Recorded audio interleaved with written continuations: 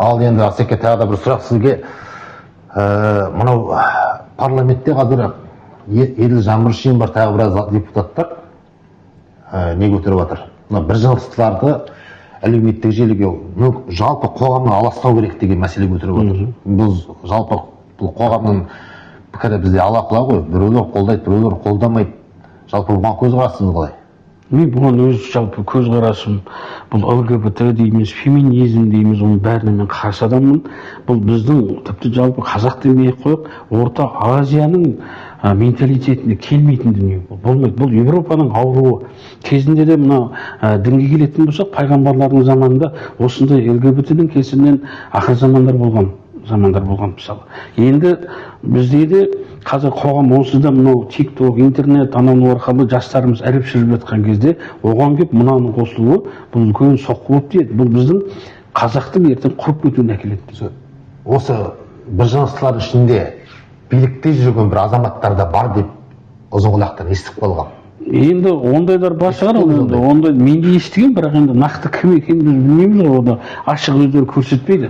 Сондықтан да олардың да ондай билікте болу өте шетелде қауіпті нәрсе.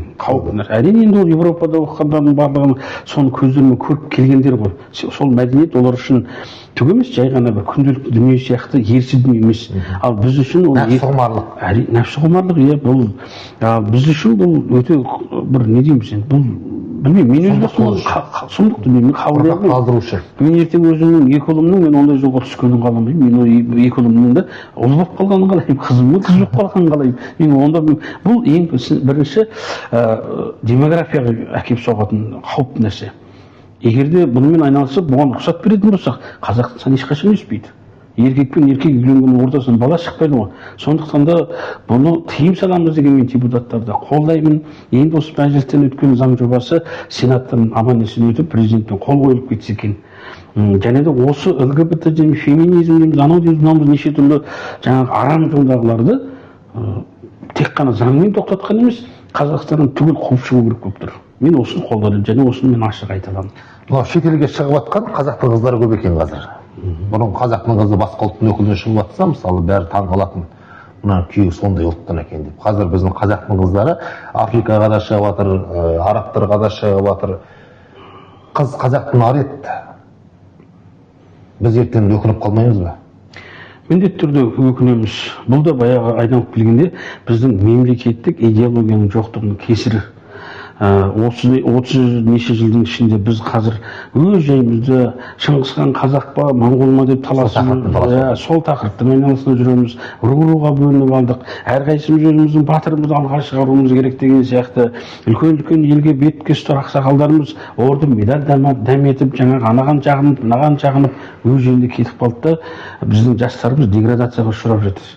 Өздерін өздері тәрбиелеп кетті. Бірінші бұл жаңағы Карл Маркстың сананы тұрмыс билейді деген.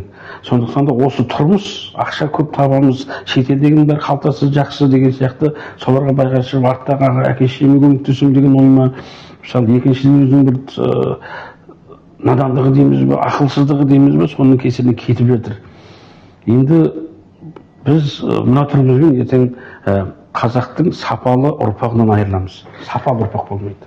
Тоқтаған сөзін толықтайтын кейін Асеке, ескі Қазақстан үстінде мемлекеттік қызмет істедіңіз.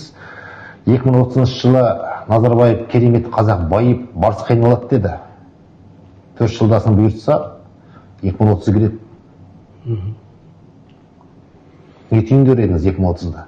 Енді ескі Қазақстанға сыйғанымызбен өкінішке орай жаңа Қазақстанға сыймадық. Дегенмен ескі Қазақстанда керісінше жаңа көзқарастағы азаматтар едік. Бұл бір. Екіншіден 2030-да ешқандай да барыстың келмейтін белгілі. Себебі 2030-дың іргесіне келіп қалды. Керісінше мынау біздің еліміз үшін жалпы Орталық Азия, әлем үшін геосаяси жағдайда қалатын болса, түрі болып жатқан соғыстар, қазір мысалы біз білетін бірнеше ғана соғыс болғанымызбен дүние жүзінде қазір 110-ға жуық ірілі-ұсақ соғыс болып жатыр. Мыңдаған миллиондаған адамдар қырылып жатыр. Осындай қиын қыстау кезде біз барыс болып тауға секірмей-ақ ел болып, қазақ болып аман-есен қалып қойсақ екен деген ғана тілегім бар. Асеке, сұхбат бергеніңізге рахмет. Әрдайым жолыңыз ашық болсын. Ел үшін еңбек ете беріңіз. Елдің абыройын көтере беріңіз. Еліміз аман, еңсеміз биік болсын.